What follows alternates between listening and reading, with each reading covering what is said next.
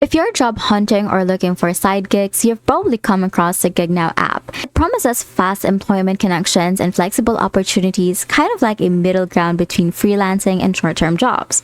It works by letting companies post quick hire tasks from logistics and events to admin and customer support.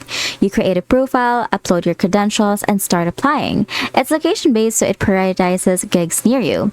My experience, I actually found the platform really efficient. Like within a week, I received 3 offers for part-time roles.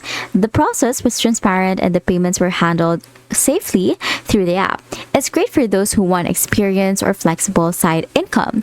Flaws: competition can be tough, and high-demand gigs get filled instantly. Some listings lack detailed job info, which can be frustrating. But overall, Gig Now stands out as one of the few legitimate gig apps that actually lets you connect fast. Just keep your notifications on. Speed matters more than just luck here.